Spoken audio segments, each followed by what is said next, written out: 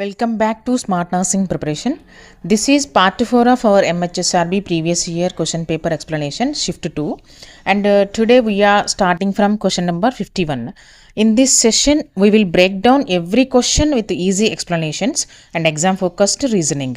So you not only understand the answer but also learn how to tackle similar questions in the real exam. So వీడియోలోకి వెళ్ళే ముందు వీడియోకి అయితే ఒక like ఇచ్చి సబ్స్క్రైబ్ చేయండి. దీనివల్ల లేటెస్ట్ అప్డేట్స్ అన్నీ బెల్ నోటిఫికేషన్స్ ద్వారా మీకు వచ్చే ఛాన్సెస్ అయితే ఉన్నాయి. సో కాంపిటేటివ్ ఎగ్జామ్స్కి ప్రిపేర్ అయ్యే ప్రతి ఒక్క నర్సింగ్ యాస్పిరెంట్కి మన వీడియోస్ అయితే యూజ్ అవుతాయని ఆశిస్తున్నాను. And let's continue the questions 51 to 60 step by step. And the next question is question number 51. Persistence of mororeflex after 6 months of age in an infant indicates. శిశువులో 6 నెలల వయసు తర్వాత మోరోరిఫ్లెక్స్ కొనసాగడం దేనిని సూచిస్తుంది? ఆప్షన్ ఏ వచ్చేసి నార్మల్ డెవలప్మెంట్. మోరోరిఫ్లెక్స్ సాధారణంగా అయితే 4 to 6 monthsలో disappear అవుతుంది. 6 months తర్వాత కూడా ఉంటే అది నార్మల్ డెవలప్మెంట్ కిందకి రాదు. So this is wrong answer. And option B వచ్చేసి ఫిజికల్ అండర్ డెవలప్మెంట్. మోరోరిఫ్లెక్స్ అనేది శరీర పెరుగుదలకు సంబంధించింది కాదు, కానీ ఇక్కడ ఫిజికల్ అండర్ డెవలప్మెంట్ అంటే ఏంటంటే ఫిజికల్ గ్రోత్ సరిగా లేకపోవడం. దీనివల్ల మోరోరిఫ్లెక్స్ శిశువులో ఎక్కువ కాలం ఉండే ఛాన్స్ అయితే లేదు. మోరోరిఫ్లెక్స్ అనేది నర్వ్స్ సిస్టమ్కి సంబంధించింది. So this is also wrong answer. Option C వచ్చేసి న్యూరోలాజికల్ అబ్నార్మాలిటీ. 6 నెలల తర్వాత మోరోరిఫ్లెక్స్ డిసపియర్ అవ్వకుండా కాన్స్టెంట్గా ఉంటే సెరిబ్రల్ పాల్సీ లేదా బ్రెయిన్ డెవలప్మెంట్ డిలే అవటం లాంటి నర్వస్ సిస్టమ్కి సంబంధించిన సమస్యను సూచిస్తుంది అనమాట. బ్రెయిన్ డెవలప్మెంట్ అనేది కరెక్ట్గా ఉంటే శిశువులో 6 months లోపే ఈ మోరోరిఫ్లెక్స్ అనేది డిసపియర్ అవుతుంది. So this is correct answer. And option D వచ్చేసి fine motor development. Fine motor development అంటే ఏంటంటే శిశువులో కనిపించే చిన్న చిన్న కదలికలు లైక్ హ్యాండ్తో ఏవైనా థింగ్స్ పట్టుకోవటం, ఎంచుకోవటం లాంటివి అనమాట. దీనికి మోరోరిఫ్లెక్స్ నిలకడగా ఉండటానికి సంబంధం లేదు. ఒక ఇన్ఫాంట్ బ్రెయిన్ డెవలప్ అవుతున్నప్పుడు 4 నుంచి 6 నెలల నాటికి మోరోరిఫ్లెక్స్ అనేది డిసపియర్ అవుతుంది. 6 నెలల తర్వాత కూడా మోరోరిఫ్లెక్స్ కంటిన్యూ అయితే బ్రెయిన్ డెవలప్మెంట్ అనేది ఇక్కడ సరిగా జరగట్లేదు, ఆలస్యం అవుతుందని అర్థం. సో ఇది నార్మల్ డెవలప్మెంట్ లేదా ఫిజికల్ గ్రోత్కి సంబంధించింది అయితే కాదు. ఇది న్యూరోలాజికల్ అబ్నార్మాలిటీని సూచిస్తుంది అనమాట. So the correct answer is option C, neurological abnormality. And the next question is question number 52. Which of the following condition is characterized by not passing meconium, abdominal distension and bile stained vomiting in newborn? అప్పుడే పుట్టిన ఒక బేబీలో మికోనియం excrete చేయకపోవటం, పొత్తికడుపు ఉబ్బరంగా ఉండటం and బైల్తో కూడిన వాంతులు అవ్వటం వంటి symptoms ఈ క్రింద ఇచ్చిన ఆప్షన్స్లో దేనికి సంబంధించినవి? ఆప్షన్ ఏ వచ్చేసి tracheo oesophageal fistula. Tracheo oesophageal fistula causes coughing, choking during feeding, excessive saliva and difficulty swallowing. It is not associated with delayed meconium. Tracheo oesophageal fistula వల్ల దగ్గు, ఆహారం తీసుకునేటప్పుడు ఉక్కిరిబిక్కిరి కావటం, ఎక్సెసివ్ సెలైవా రావటం అండ్ మింగడంలో ఇబ్బంది కలుగుతుంది. సో దీనికి మికోనియం పాస్ చేయడం ఆలస్యం అవటానికి సంబంధం అయితే లేదు. So this is a wrong answer. And option B వచ్చేసి cleft palate. Cleft palate is a structural defect of the mouth. It causes feeding difficulty but does not cause abdominal distension or bile stained vomiting. Cleft palate అనేది mouth యొక్క structural లోపం. దీనివల్ల తినడానికి ఇబ్బంది కలుగుతుంది కానీ abdominal distension, బైల్తో కూడిన vomitings అనేవి అవ్వవు. So this is a wrong answer. And option C వచ్చేసి appendicitis. Appendicitis is extremely rare in newborns. It does not present with delayed passing of meconium or bile stained vomiting in neonates. Appendicitis అనేది న్యూ బార్న్స్లో అరుదుగా వస్తుందన్నమాట. ఇది మికోనియం pass చేయకపోవటం, బైల్తో కూడిన వామిటింగ్స్కి ఇది కారణం అవ్వదు. So this is also wrong answer. And option D వచ్చేసి Hirschsprung's disease. Hirschsprung's disease is caused by absence of ganglion cells in the large intestine because the colon cannot push stools forward. So the newborn shows no passage of meconium within 24 to 48 hours and abdominal distension and also bile stained vomiting. These are classic signs of intestinal obstruction in Hirschsprung's disease. హిట్స్ప్రంగ్స్ డిసీజ్లో పెద్ద పేగులో ganglion cells అనేవి ఉండవు. దీనివల్ల పేగు కదలికలు అనేవి సరిగా జరగవు. అందుకే స్టూల్స్ కూడా పాస్ అవ్వవు అనమాట. అందువల్ల న్యూబార్న్లో మనకి 24 నుంచి 48 గంటల్లో మికోనియం అనేది పాస్ అవ్వదు. అబ్డామినల్ డిస్టెన్షన్ కనిపిస్తుంది, బైల్తో కూడిన వాంతులు అవుతాయి. సో ఆప్షన్ డి వచ్చేసి Hirschsprung's disease is a correct answer. And the next question is question number 53. The nurse is taking care of 3 years old child with nephroblastoma. Nephroblastoma nothing but Wilms tumor. Which of the following activity is to be avoided? ఒక nurse 3 సంవత్సరాల వయసు ఉన్న ఒక చైల్డ్ని take care చేస్తుంది, అది కూడా నెఫ్రోబ్లాస్టోమా ఉన్న చైల్డ్ని. So ఈ కండిషన్తో ఉన్న చైల్డ్ విషయంలో ఆమె క్రింద ఇచ్చిన వాటిలో దేనిని అవాయిడ్ చేయాలి? ఆప్షన్ ఏ వచ్చేసి monitor vital science, specially blood pressure.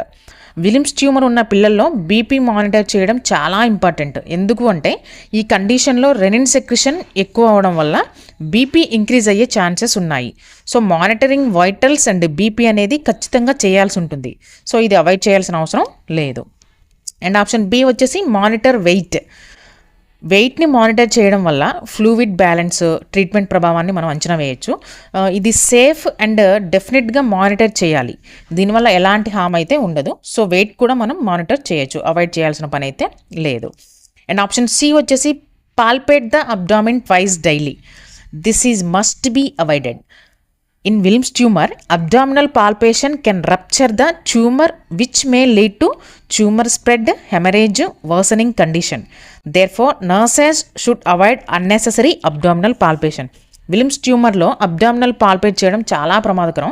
ఎందుకు అంటే ట్యూమర్ పలిగే అవకాశం ఉంటుంది, లోపల రక్తస్రావం జరుగుతుంది, ట్యూమర్ అనేది శరీరంలోని ఇతర భాగాలకు కూడా స్ప్రెడ్ అయ్యే ఛాన్సెస్ ఉన్నాయి పాల్పేట్ చేయడం వల్ల. సో ఈ కారణాల వల్ల విలిమ్స్ ట్యూమర్ ఉన్న చైల్డ్లో అబ్డామినల్ పాల్పేషన్ అయితే అన్నెసెసరీగా చేయకూడదు, ఇది అవాయిడ్ చేయాల్సిన అవసరం ఉంది. This is must be avoided. And option D వచ్చేసి మెజర్ అబ్డామినల్ గత్. This is allowed and important. ఎందుకు అంటే అబ్డామినల్ గత్ని మెజర్ చేయొచ్చు, బికాస్ అబ్డామినల్ గత్ని మెజర్ చేయడం వల్ల tumour growth, fluid retention and abdominal డిస్టెన్స్ని మనం అబ్జర్వ్ చేయొచ్చు అనమాట. దీనివల్ల ఎలాంటి రప్చర్ రిస్క్ అయితే ఉండదు, ఇది అవాయిడ్ చేయాల్సిన అవసరం అయితే లేదు. సో ద కరెక్ట్ ఆన్సర్ వచ్చేసి option C, palpate the abdomen twice daily. And the next question is question number 54. What is the full form of IMNCI? IMNCI యొక్క ఫుల్ ఫామ్ అడిగారు. అండ్ ఆప్షన్ ఏ వచ్చేసి international management of newborn and childhood illness. IMNCI is not international. It is a program adapted by India based on WHO UNICEF guidelines. IMNCI అనేది Indian government WHO UNICEF మార్గదర్శకాలపై రూపొందించిన ఒక కార్యక్రమం అనమాట. It is not international. So this is wrong answer. And option B వచ్చేసి Indian management of newborn and childhood illness. ఈ programme అనేది ఇండియాలో అమలు చేస్తారు, కానీ ఫుల్ ఫామ్లో ఇండియన్ అనేది ఉండదు. So this is a wrong answer. And option C వచ్చేసి integrated management of newborn and childhood illnesses. Okay, this is the official full form of IMNCI. It focuses on newborn care, child health, early identification of illness and reducing mortality. So the correct answer వచ్చేసి IMNCI full form ఏంటంటే integrated management of newborn and childhood illnesses. And option D వచ్చేసి incorporated management of newborn and childhood illnesses. Incorporated అనే వర్డ్ని IMNCI యొక్క ఏ health ప్రోగ్రాంలోనూ మనం దానికి రిలేటెడ్గా use చేయరు, and IMNCI ఈ పదాన్ని ప్రయోగించదనమాట. So this is also wrong answer. And the correct answer వచ్చేసి option C, integrated management of newborn and childhood illness. And the next question is question number 55. Identify the type of placenta from the figure shown below. క్రింద చూపిస్తున్న ఫిగర్లో ఉన్నది ఏ type of placenta అనేది మనం గుర్తించాలి. Option A వచ్చేసి బ్యాటిల్డోర్ placenta. బ్యాటిల్డోర్ ప్లాజెంటాలో umbilical card అనేది placenta మధ్యలో కాకుండా అంచు వద్ద జత చేయబడి ఉంటుందన్నమాట. సో ఇది చూడటానికి ఒక టేబుల్ టెన్నిస్ బ్యాట్ లాగా కనిపిస్తుంది, బట్ ఫిగర్లో మనకి అటాచ్డ్ లోబ్ ఉంది, కానీ బ్యాటిల్డోర్లో ఇలాంటి లోబ్స్ మనకి కనిపించవు. So this is a wrong answer. And option B వచ్చేసి placenta bipartita. Placenta bipartita means placenta 2 సమాన భాగాలుగా డివైడ్ చేయబడి ఉంటాయి. 2 లోబులు కూడా దాదాపు ఒకే పరిమాణంలో ఉంటాయి. పైన ఇచ్చిన ఫిగర్లో 2 లోబ్స్ ఈక్వల్గా లేవు. So this is a wrong answer. And option C వచ్చేసి ప్లాజెంటా సక్సెంచురేటా. ఈ టైప్ ఆఫ్ ప్లాజెంటాలో మెయిన్ ప్లాజెంటా అండ్ 1 లేదా అంతకంటే ఎక్కువ చిన్న అటాచ్డ్ లోబులు ఉంటాయి. ఇవి వేరుగా ఉంటాయి, బట్ మెంబ్రెయిన్స్ ద్వారా అటాచ్ అయ్యి ఉంటాయి. వేరుగా ఉన్నా కూడా ఇవి మెంబ్రెయిన్స్ ద్వారా అటాచ్ అయ్యి ఉంటాయి. సో మనకి ఇచ్చిన ఫిగర్లో అటాచ్డ్ లోబ్ స్పష్టంగా కనిపిస్తుంది. So placenta succenturiata is a correct answer. And option D వచ్చేసి సర్కంవాలెంట్ ప్లాజెంటా. ఈ టైప్ ఆఫ్ ప్లాజెంటాలో మెంబ్రెయిన్స్ ఫోల్డ్ అవ్వడం వల్ల ప్లాజెంటా అంచుల చుట్టూ ఒక పొడవైన మందమైన ఒక వలయంలాగా ఏర్పడుతుంది అనమాట. దీనివల్ల అంచులు పైకి లేచినట్లుగా కనిపిస్తాయి. So the image shows a main placental lobe and a separate smaller accessory lobe. So ఇది ప్లాజెంటా సక్సెంట్యురేటా ఒక కీ ఫీచర్ కాబట్టి option C placenta succenturiata is a correct answer. And the next question is question number 56. While assessing Bishop score, the midwife finds that dilatation of the cervix is 3 to 4 centimeters, effacement is 60 to 70%, consistency is soft, position is anterior, and the station of the presenting part is 1. What is the score that midwife needs to alert? Bishop స్కోర్ను అంచనా వేసేటప్పుడు midwife cervix యొక్క dilatation వచ్చేసి 3 to 4 centimetres ఉంది, ఎఫేస్మెంట్ వచ్చేసి 60 to 70% ఉంది, consistency వచ్చేసి సాఫ్ట్గా ఉంది, anterior position and presenting part యొక్క స్థానం వచ్చేసి 1 అని ఐడెంటిఫై చేస్తుంది అనమాట. సో మిడ్వైఫ్ కేటాయించాల్సిన స్కోర్ ఎంత? బిషప్ స్కోర్ అనేది ప్రెగ్నెంట్ ఉమెన్లో లేబర్ స్టార్ట్ చేయడానికి ముందు సర్విక్స్ లేబర్కి సిద్ధంగా ఉందో లేదో తెలుసుకోవడానికి ఉపయోగించే స్కోరింగ్ విధానం అనమాట.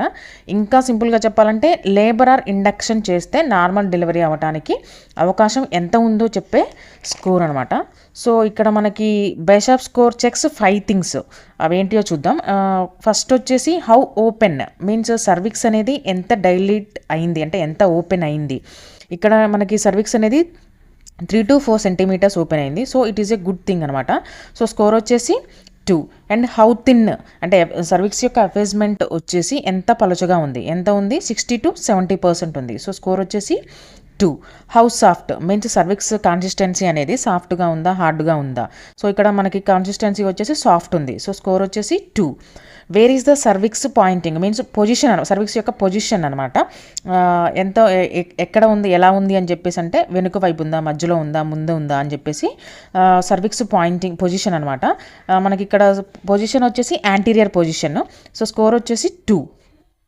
హౌ లో is the babies head means baby తల పెల్విస్లో ఎంత దిగింది అంటే ఎక్కడ ఉంది అంటే స్టేషన్ 1లో ఉంది. సో స్కోర్ వచ్చేసి 2. సో ద టోటల్ స్కోర్ వచ్చేసి 10. So the correct answer is option D 10. అంటే ఇప్పుడు స్కోర్ అనేది మనకి 10 ఉంది అంటే లేబర్ ఆర్ ఇండక్షన్కి చాలా అనుకూలంగా ఉంది అనమాట. అంటే లేబర్ అంటే నార్మల్ డెలివరీకి చాలా అనుకూలంగా ఉంది. సో ఇక్కడ కరెక్ట్ ఆన్సర్ వచ్చేసి option D 10. And the next question is question number 57. What is the desired contraction pattern in induction of labor by injection oxytocin? Injection oxytocin ద్వారా ఇండక్షన్ ఆఫ్ లేబర్లో కావాల్సిన డిజైర్డ్ కాంట్రాక్షన్ ప్యాటర్న్ ఏంటి అని ఇచ్చారు. Induction of లేబర్లో strong, regular and safe contractions create చేయడానికి మనం injection ఆక్సిటోసిన్ని యూజ్ చేస్తాము.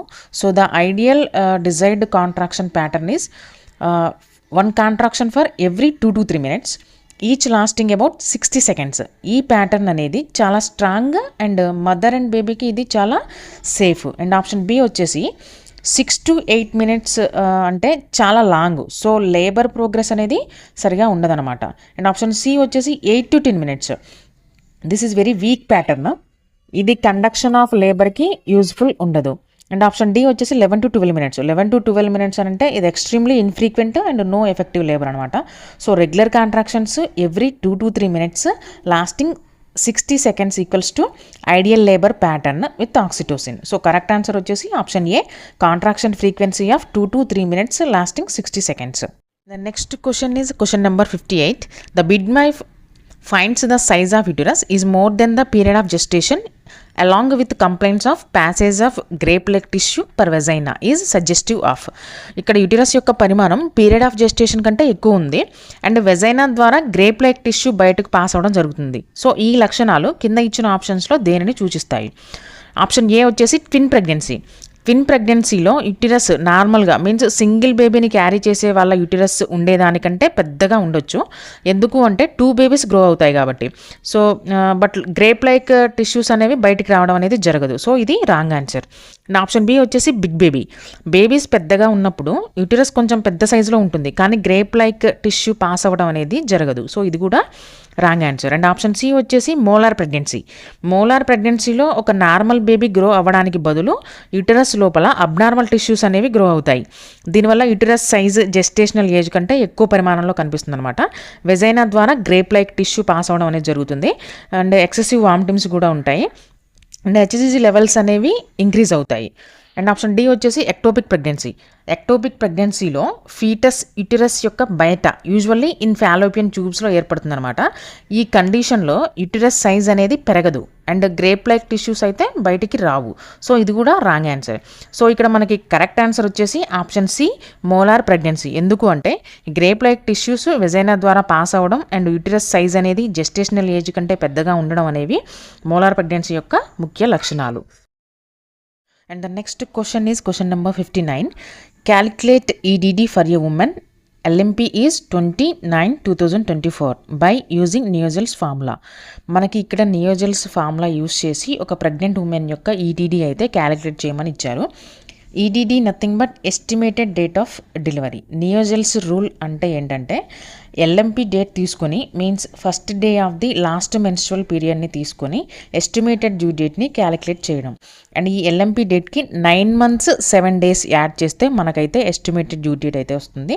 మనకి ఇక్కడ ఎల్ఎంపి డేట్ వచ్చేసి 29/2024. ఈ డేట్కి మనం 9 months 7 days యాడ్ చేస్తే మనకు వచ్చే రిజల్ట్ వచ్చేసి 27/06/2025. So the correct answer is option A 27/06/2025. And the next question is question number 60. How long maintenance dose of MGSO4 should be given in case of eclampsia? Eclampsia కండిషన్లో maintenance dose అనేది ఎప్పటి వరకు ఇవ్వాలి? Option A వచ్చేసి maintenance dose should be continued up to delivery. Delivery అయ్యాక కూడా ఎక్లాంప్సియాలో కన్వల్సన్స్ వచ్చే ప్రమాదం ఉంటుంది. డెలివరీ టైం వరకే MGSO4 ఇచ్చి స్టాప్ చేయడం వల్ల పోస్ట్ పార్టమ్ సీజర్స్ అయితే రావచ్చు. So this is a wrong answer. And option B వచ్చేసి maintenance dose to be continued till 24 hours after delivery or the last convulsion whichever is later. ఇది మనకి correct protocol అనమాట. MGSO4 డోస్ని delivery అయిన 24 గంటల వరకు లేదా చివరగా ఫిట్స్ వచ్చినప్పటి నుండి 24 hours వరకు డోస్ను అయితే కంటిన్యూ చేయాలి. ఇది మళ్ళీ కన్వల్షన్స్ అటాక్ అవ్వకుండా ప్రివెంట్ చేస్తుంది అనమాట. అండ్ ఆప్షన్ సి వచ్చేసి maintenance dose should be continued 4 days post partum. Delivery తర్వాత 4 days వరకు MGSO4 ఇవ్వాలని ఎలాంటి గైడ్లైన్స్ అయితే లేవు. ఇలా ఎక్కువ రోజులు ఇవ్వడం వల్ల టాక్సిసిటీ ప్రమాదం కూడా పెరగవచ్చు. సో ఇది wrong answer. And option D వచ్చేసి maintenance dose should be continued 2 days postpartum. This is also incorrect. యూజువల్గా అయితే 24 hours వరకు మాత్రమే ఇవ్వాలి. 48 గంటల వరకు ఇచ్చే అవసరం అయితే లేదు. ఇఫ్ ఇన్ కేస్ ఏవైనా కాంప్లికేషన్స్ ఉంటే తప్ప 48 గంటల వరకు మనం MGSO4 ఇవ్వాల్సిన అవసరం లేదు. సో కరెక్ట్ ఆన్సర్ వచ్చేసి according to WHO standards option B correct answer. Maintenance dose to be continued till 24 hours after delivery or the last convulsion whichever is later. So we have now completed MHSRB previous year question paper shift to part 4. మీకు ఈ explanation help అయినట్లయితే like the video, share it with nursing aspirants, subscribe and follow for more MHSRB focused explanations. Thanks for watching.